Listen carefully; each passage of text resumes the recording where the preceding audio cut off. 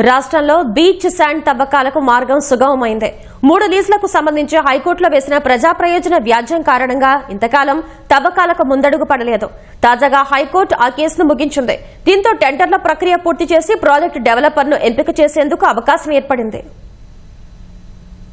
శ్రీకాకుళం జిల్లా గార మండలంలోని 2 లీజుల్లో 909.85 హెక్టార్లు, విశాఖపట్నం జిల్లా భీమునిపట్నంలో 90.15 హెక్టార్లు కలిపి 3 బీచ్ శాండ్ లీజుల్లో తవ్వకాలకు ఏపీ ఖనిజాభివృద్ది సంస్థకు గతంలో కేంద్ర ప్రభుత్వం అనుమతించింది. దీంతో ఇక్కడ ఖనిజ తవ్వకాలు నిర్వహణ కోసం ప్రాజెక్టు డెవలపర్ అండ్ ఆపరేటర్ ఎంపికకు ఆసక్తి వ్యక్తీకరణ బిడ్లను ఆహ్వానించారు. అయితే కేంద్ర రాష్ట్ర ప్రభుత్వ సంస్థలే బీచ్ శాండ్ తవ్వకాలు జరపాల్సి ఉంటుందని, ప్రైవేటు సంస్థలకు తవ్వకాలు అప్పగిస్తున్నారంటూ విశాఖపట్నానికి చెందిన ఒకరు గతేడాది ఆరంభంలో హైకోర్టులో పిలువేశారు.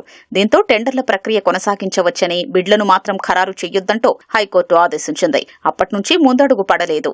ఏపీఎండీసీ పర్యవేక్షణలోనే బీచ్ శాండ్ తవ్వకాలు జరుగుతాయంటూ కేంద్ర రాష్ట్ర ప్రభుత్వాలు కౌంటరు వేయడం, కేసు కొనసాగించాల్సిన అవసరం లేదని పిలివేసిన వ్యక్తి కూడా పేర్కొనడంతో ఇటీవల హైకోర్టు ఈ కేసును ముగించింది. బీచ్ శాండ్ తవ్వకాలకు 3 సంస్థలు అర్హత సాధించాయి. గతంలో ఏపీఎండీసీ అధికారులు టెక్నికల్ బిడ్లను పరిశీలించగా ఒక్కోదానికి 3 సంస్థలకు అర్హతలు ఉన్నట్లు తేల్చారు.